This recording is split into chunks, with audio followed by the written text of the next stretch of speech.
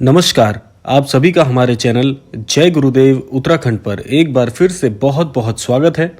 आशा करते हैं कि आप और आपके परिजन सभी स्वस्थ होंगे। इसी कामना के साथ बढ़ते हैं आज के अद्भुत क्रमांक की ओर। जैसे कि आप सभी ने आज के क्रमांक का अद्भुत शीर्षक पढ़ ही लिया होगा, तो आज का ये क्रमांक आप सभी के लिए एक बहुत बहुत अद्भुत जानकारी होने वाला है, क्योंकि आज के इस शीर्षक से आप सभी के लिए एक बहुत ही सुंदर संदेश इस क्रमांक में समाहित है। तो इस क्रमांक को पूर्ण अवश्य देखिएगा और साथ साथ ये क्रमांक आपको यह भी सिखाएगा कि जीवन में जब बहुत परेशानियां चल रही होती हैं, उस समय हमारी सोच क्या होनी चाहिए, ज्ञान का प्रवाह मन में कैसा होना चाहिए और महाराज जी की कृपा जीवन में कैसे निरंतर प्राप्त हो सकती है। इस सब के लिए महाराज जी क्या कहते हैं उस विषय पर बढ़ते हैं। तो आइए बिना देर के बढ़ते हैं आज के अद्भुत क्रमांक की ओर। सबसे पहले आज के इस अद्भुत क्रमांक में महाराज जी के अद्भुत कथन को शामिल करते हैं कि महाराज जी जब आपके जीवन में बहुत दुख चल रहे होते हैं, जीवन का और छोर समझ नहीं आ रहा होता है, उस समय महाराज जी का क्या अद्भुत संदेश होता है।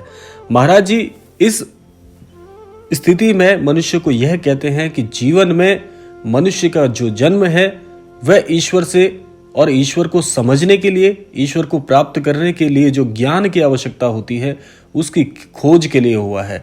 सदैव जीवन में जो लोग सुख साधन को ढूंढते हैं और सुख साधनों से संबंधित इच्छा रखते हैं, केवल और केवल दुख ऐसे ही व्यक्तियों के जीवन में सदा के लिए बने रहता है।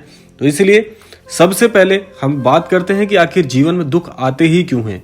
अब देखिए, हमारे जीवन का जो उद्देश्य है ईश्वर का सुमिरन करना और उन्हें प्राप्त करना होना चाहिए। हमारा जीवन सहज, सरल तथा स्वाभाविक तो हो और हमारी प्रवृत्ति विलासिता की ओर ना बढ़े। इस चीज का हमें बहुत ध्यान रखना चाहिए, क्योंकि जीवन में जिस भी व्यक्ति को आप देखोगे वह परेशान इसलिए है क्योंकि उसके जीवन में विलासिता और सुख साधन का बहुत अभाव है। लेकिन ऐसा कहने से मेरा ये बिल्कुल भी तात्पर्य नहीं है कि हम बहुत ही दीनहीन स्थिति में रहें, बहुत दीन भाव बना ले, यह भी हमें बिल्कुल नहीं करना है।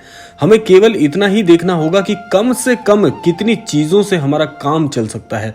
पर्याप्तता को जीवन में लेकर आना है। जिस व्यक्ति के जीवन में पर्याप्तता शब्द शामिल हो जाए और इस पर अमल शामिल हो जाए, ऐसा व्यक्ति जीवन में कभी दुख का भोगी हो ही नहीं सकता। जीवन में दुख क्यों आते हैं? पर्याप्तता से अधिक की कामना और उसको प्राप्त न कर पाने से जीवन में दुख का अभ्युदय होता है। तो जीवन में पर्याप्तता के साथ आगे बढ़ना है। अब किस चीज के प्रति हमने लोभ नहीं रखना है। जिस वस्तु या जिस भी चीज के लिए, जिस भी कार्य के लिए हम लोभी बन जाएंगे, ऐसा व्यक्ति जीवन में लोभ के चलते कभी भी आगे नहीं बढ़ सकता।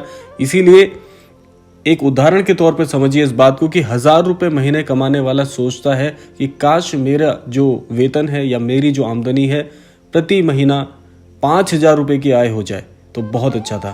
5000 रुपए कमाने वाला 10,000 की कामना करता है, 10,000 लाख रुपए महीने की कामना रखता है, लाख वाला करोड़ की चाह रखता है। इस प्रकार हमारी इच्छाएं क्रमशः बढ़ती चली जाती हैं और ये निरंतर बढ़ती हुई इच्छाएं हमारे मन को चंचल बना देती हैं। आज जीवन में सबसे ज्यादा खतरनाक चीज है एक चंचल मन का होना। चंचलता इसी को कहा जाता है कि कभी भी किसी कार्य में मन लगता ही नहीं। जो कार्य कर रहे हैं सदैव मन में यह चलते रहता है कि इस कार्य से और भी कुछ अच्छा मिल जाता कार्य तो और अच्छा होता।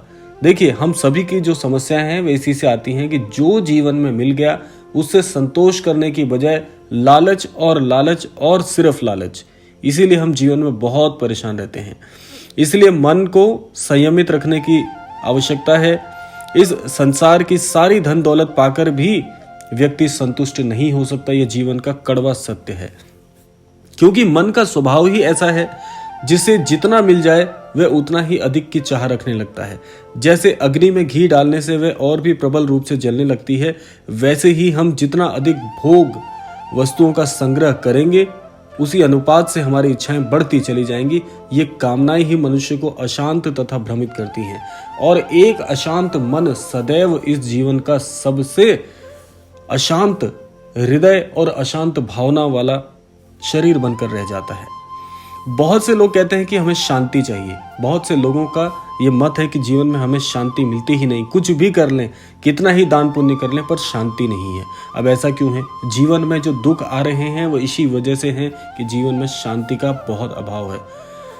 कि मन में कोई भी कामना मत रखिए। जो जीवन में जितनी कामनाएं, जितने मंसूबे बनाता है, वे ना तो मंसूबे कभी पूर्ण हुए हैं किसी के, ना कभी सारी कामनाएं किसी की पूरी होती हैं।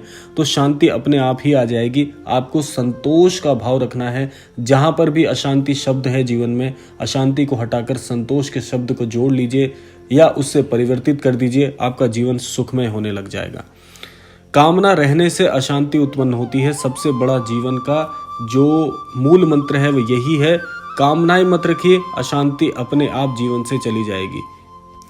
क्योंकि संसार में हम इतने प्रकार की कामनाओं को पालते हैं जिन्हें पूरा करना कभी संभव हो ही नहीं सकता। अब आप खुद सोचिए, जीवन में कोई ऐसा व्यक्ति है जिसने जितनी कामना की सारी कामनाएं पूरी हो गई? ऐसा कभी नहीं हो सकता। इसी कारण मन में शांति नहीं आती। हमें शांति इसलिए नहीं मिलती क्योंकि हमारे मन में जो इच्छाएं हैं वे पूरी नहीं होती और उन्हें पूरा करना भी आसान नहीं होता। एक इच्छा पूरी होते हुए 10 नई इच्छाएं पैदा हो जाती हैं। एक इच्छा आपने मान लीजिए पूरे प्रयास से यदि पूर्ण भी कर ली तो वो इच्छा जैसे ही पूरी होगी आपका मन फिर भर जाएगा, फिर नई कामना, फिर उसे पूर्ण करने की नई खोज, नया प्रयास आपके जीवन में जुड़ जाता है। जिनके पास रहने खाने की व्यवस्था है वे सोचते हैं कि क्या मैं केवल रहने खाने के लिए ही पैदा हुआ हूँ? मुझे गाड़ी भी चाहिए, इसके बिना जीवन का भोग भला कैसे हो सकता है? और दूसरी ओर जिनके पास जीवन की समस्त भोग्य वस्तुएं उपलब्ध हैं, प्राय उनका स्वास्थ्य ठीक नहीं रहता, अतः वे सब कुछ होने पर भी भोग नहीं कर सकते। इच्छाएं हैं, घर पे सब कुछ है, सारे सुख साधन जोड़ रखे हैं, लेकिन उसका भोग ही नहीं हो पाता। इसीलिए कामनाओं की पूर्ति कभी संभव नहीं है। आप स्वयं सोचिए, एक व्यक्ति जिसके पास सारे सुख साधन हैं लेकिन उसको भोगने के लिए शरीर स्वस्थ ही नहीं है, तो ऐसा व्यक्ति क्या कामना करता है कि काश मेरा शरीर भी ऐसे ही सुख साधनों की तरफ परिपूर्ण होता तो मैं इन सभी चीजों का भोग कर लेता। तो इसीलिए ईश्वर ने जो भी जिसको दिया है उसे उसी में संतुष्ट होना चाहिए। अशांति स्वतः ही जीवन से निकल जाएगी। इसलिए कामनाओं की पूर्ति कभी संभव नहीं है। पुराणों में एक कथा है, राजा ययाति अनेक वर्षों तक सभी प्रकार की वस्तुओं का भोग करते रहे। यौवन बीत जाने पर उन्होंने पाया उनमें सब भोग करने की क्षमता नहीं बची है, परंतु भोग करने की कामना अभी भी प्रबल है। और कोई उपाय न देकर उन्होंने भगवान से प्रार्थना की कि भगवान ने प्रकट होकर कहा, तुम्हारा यौवन तो समाप्त हो चुका है, अब यदि तुम्हारे पुत्र तुम्हें अपना यौवन दे दें तभी तुम पुनः भोग कर सकोगे। उन्होंने अपने सभी पुत्रों को बुलाकर पूछा कि उनमें से कौन उन्हें अपना यौवन देने को तैयार है। पुरु नामक उनके सबसे छोटे पुत्र को छोड़कर कोई भी उनके लिए राजी नहीं हुआ। राजा ययाति उसके यौवन को लेकर फिर से भोग में डूब गए। खुद का यौवन तो गया ही, पुत्र का यौवन भी लेकर उन्होंने भोग किया। ये छोटी सी जो सूक्ष्म कथा है, उसे कहने का आशय यही है कि जब जीवन में प्रबल इच्छाएं जागृत होती हैं तो आप धर्म अधर्म भी नहीं देखते। इसीलिए कहा जाता है जीवन में दुख का जो सबसे बड़ा कारण है वो यही है कि लालच, भोग और इसके साथ साथ में असंतुष्टि का भाव भी जीवन में बहुत खतरनाक होता है। अब आपको क्या करना चाहिए? जीवन में एक बात का ध्यान रखिए कि जीवन में जो भी ईश्वर ने उस व्यक्ति को जीवन में प्रदान किया है, उस सभी से पर्याप्तता और संतुष्टता को अपने जीवन में लेकर आए। जीवन में इससे बड़ा सुख कोई नहीं है।